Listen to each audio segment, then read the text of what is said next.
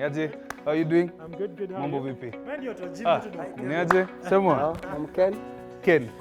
Coach Ken, nice to meet you. I was telling you about. Kevin, nice. Thanks for coming by. It looks very small. Yeah. No, don't worry, your time is coming. Usijali. Aliniambia nikule nguruwe ndio nikafanya.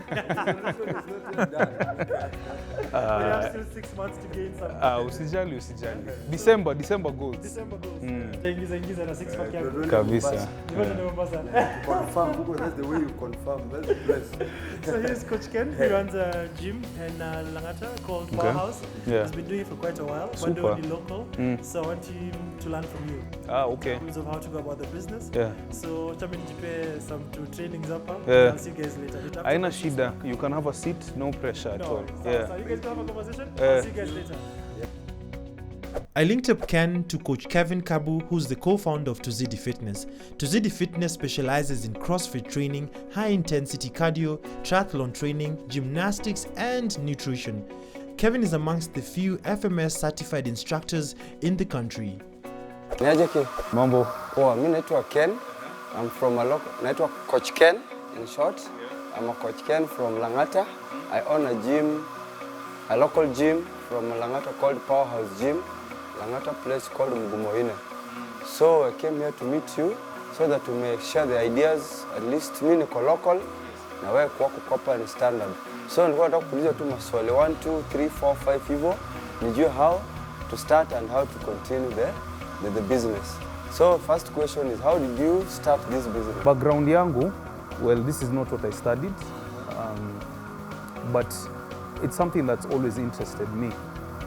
So niliishi Maju for about 2 years and I was very overweight. Hizo time I was about 109-10 kgs na nilikuwa nimenona kabisa.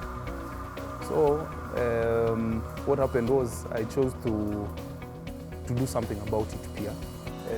So I started training, pole nikaanza kupikia interest, nikamaliza masomo huko, then I came back here.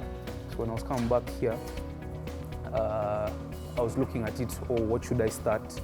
Nitafute job ama naweza jaribu biashara kidogo. Nikajaribu zote mbili. Hii biashara ndio ikakubali. So nikaanza door to door personal training because it's a bit more lucrative that way. Nilibuy few pieces of equipment, 1 or 2 kettlebells. Then of course nikaanza na family, friends and fools. Juu hiyo ndio ilikuwa marketing plan yangu. Oh, that's good. Yes.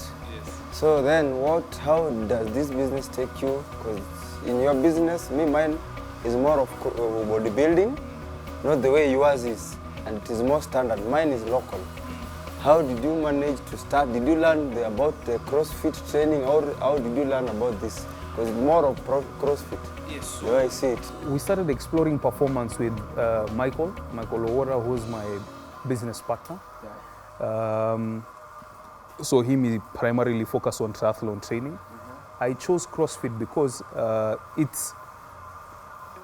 it has very many benefits, and also it's not an expensive business to start in terms of, if you compare, ukidai kubuy like treadmills are expensive, bikes are expensive, cross trainers are expensive. But ukibuy chuma, like bars, you buy some dumbbells, they last forever and their wear and tear is very little. Huwa una manage aje kupata hao client na huwa una charge aje hao client wako? Okay, first thing is there's a lot of referrals in the industry, and also this is one of the reasons why meeting up with you, Ken, is a blessing, because the more we get to know each other, the more we come together, the more you know, if you're in this area, ongea na umse. When you're in this area, ongea na umse. Also, the partnership with Team TriFit was a big blessing, so that's how we got to get a good number of people into the gym. Michael is a superb marketer, he's into PR. And then there's also the usual Google, which is just Google My Business, which helps you get noticed on Google. When people search Powerhouse, where is it, put a location on it, have a simple website that can direct you, tell you information about pricing, information about what we do, a few pictures, just an online presence, of course social media, where you have a few posts here and there showing what you do, what's your value proposition, and also referrals. That's the major thing. How can I improve mine? Because I'm in a local gym, but one day I want to set a standard, at least to be in a standard gym move out from this local, because I've been in that local for good 8 good years. What can I do as you, as a friend who has at least maintained to be in a standard gym? Okay, the first thing is, what's your unique selling point? You need to have, your product must have something that is a unique identifier about you. That way the product sells itself. You don't need to worry too much about it.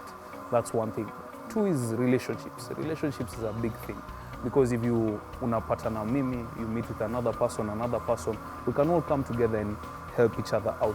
Third thing is also risks. You must be willing to take risks, because hapa kuna madeni nyingi hapa ndani, because these things are not the cheapest things. They may be cheaper than, but bado ni expensive. It's an expensive affair. I'm sure even you know, based on buying equipment, whether you're going to buy it used or new, it's not cheap.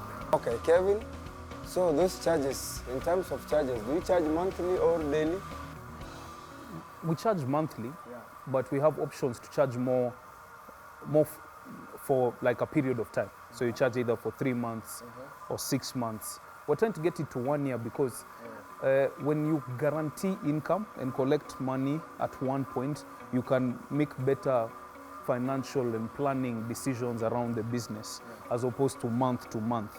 So if you get someone in a contract where they pay for 3 months or they pay for 6 months upfront, then you can plan better with that model, so that if there's anything you need to do with expansion or fixing or buying this equipment or marketing campaigns or hiring, you have a way in which you can plan. That's the beauty about it. So, but we charge monthly. There's some clients who have conditions. Like mine, I had 2 serious clients. One had a stroke, another one has a kifafa. Yeah, kifafa. So when you counter them, some don't speak about it, but some speak about, my condition is this way. How do you respond to them? Okay, mostly those people who have a kifafa. Okay. Okay. I think the first thing is, when the person is joining your gym, you must have some form of paperwork that highlights the issues that they may have. Because at the end of the day, when these people come into your hands, you're liable. Yeah. You're liable for whatever happens to them or anything like that. Yeah. So, and in such conditions, they must have clearance from their doctors for them to be able to exercise, because you can't take on someone like that and you don't know how to manage that process. You don't know the effect of adding a certain level of exercise towards a condition. If someone has missed their dose, for example, where's the daktari? So I think the easiest thing is to first get them to tick off any issues wako nazo, alafu do I have clearance from your doctor? Alafu indemnify us from anything that is going to go wrong, because exercise has risk.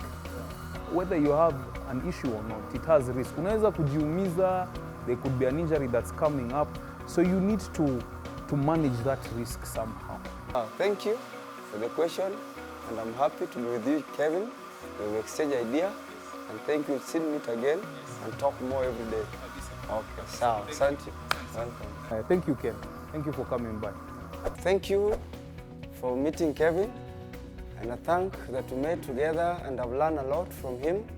I've learned that in business must have idea and grow it and build it, no matter where you are, at a local gym, I'm a local business, but you have to focus and have more idea every day and more of advertisement to make your business grow. Many often complain that there are no employment opportunities. Well, this week on the Hustle Hangout, I feature Edgar Otieno, who has been hawking pencils within the city center for the last 18 years, an opportunity explored for having failed to secure an employment opportunity. And interestingly, through hawking, he's been able to earn a living and sustain his family. My name is Edgar Otieno.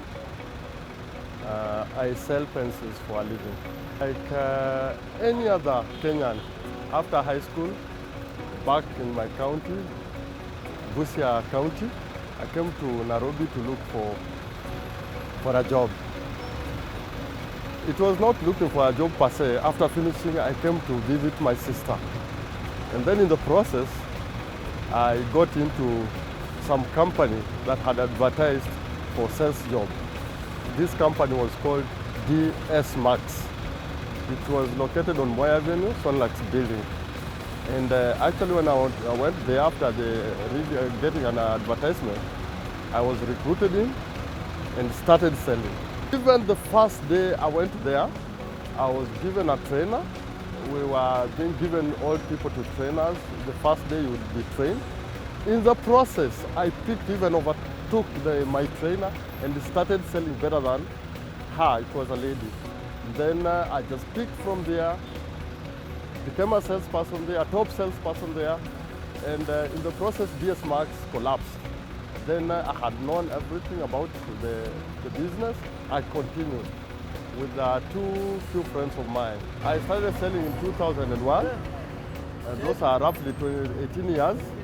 And the challenge has been the nature of the business doesn't appeal to majority of public. They look down upon you. Yeah, the notion people have about hawkers is they have a very low esteem about towards hawkers. So you will also feel lowly depending on how people feel about you. I've already gotten used to the business. Normally wake up in the morning, prepare myself, arrive to the city, get the product and go direct to my clients, of whom majorly is on the highway jams and wherever the clients I would get, like in the offices. Nowadays I major on the highways, on the jam. I do an average of 36 dozens in a day. Don't really account myself because I'm the CEO, the manager and the accountant, so. But at least if I get 1,000 in a day, that is on the lower side, I'm good to go. At least I've built built at home. I have some livestock I'm keeping at home, and some small keep up. It also sustains me. It's not much that I've gotten from this, but at least I'm happy. It sustains me. And with the knowledge I got in school, a salesperson needs to be smart. That is one of the factors that will make you realize sales. And another thing, through experience, the stiff competition that is on these roads, hawkers are many. You must have a cutting edge for you to at least certify yourself.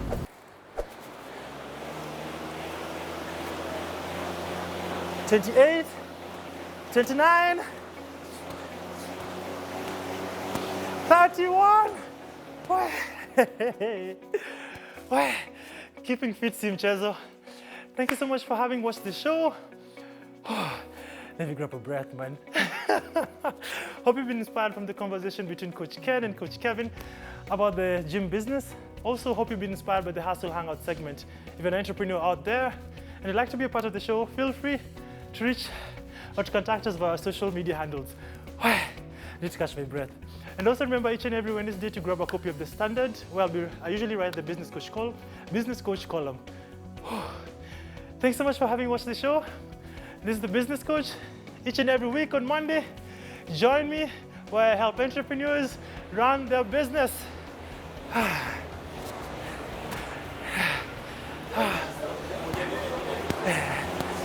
Here are events to look out for.